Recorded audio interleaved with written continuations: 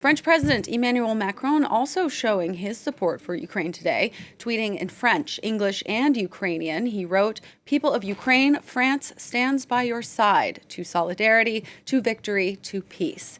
And here to discuss Macron and France's role in the European support for Ukraine is our international affairs editor, Angela Diffley. Hello there. Good to see you again. So, Macron hosted Zelensky during that surprise visit to Paris earlier that month, which was a symbol of France and Macron's support currently for the war. But can you give us an idea of his role over the past year? Yeah, he has been criticised a little bit for sending mixed messages, or his communications have appeared to send mixed messages on occasions. If you cast your mind back to 2017, Macron, newly elected, he invited Putin to Versailles amidst massive pomp and ceremony. And he very much had this idea that Russia there was a responsibility to try to involve Russia in Europe's security architecture. And that was very much his feeling until pretty recently, it appears. There was something of a failure of French intelligence just right before this war. The French were convinced that Putin would not invade. We saw Macron, among some other leaders, saying we don't think it's going to happen. And then, of course, when it did, these attempts to dissuade, or until it did, the attempts to dissuade Putin from invading Ukraine. We all remember that long table and these talks over the phone with Putin. He was very much criticized for that, although Zelensky himself apparently said it was important to keep channels open. And the result of that was somewhat a feeling that France's support for Ukraine was lukewarm.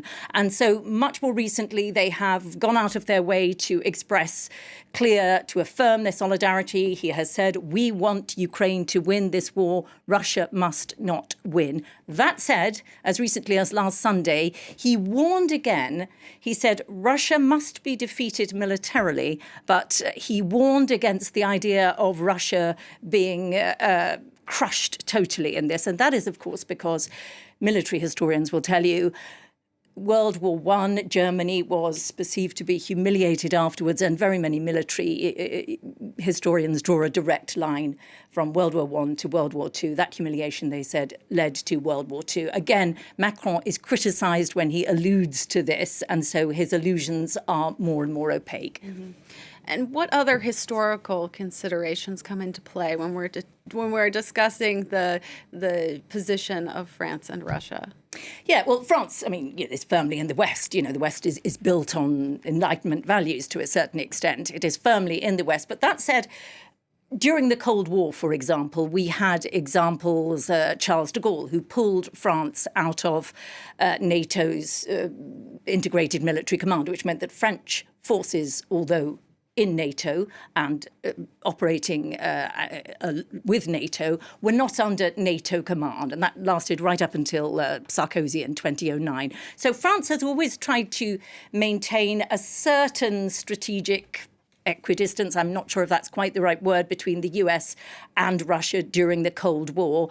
That was one incident, of course, we during the 80s, when we had Ronald Reagan, who saw this as very much a good-evil East-West thing. The French were under a left-wing leadership, François Mitterrand. And so France's attitudes to Russia are much more nuanced. But that said, France is firmly in the West, firmly in NATO, and firm that Ukraine must win this war.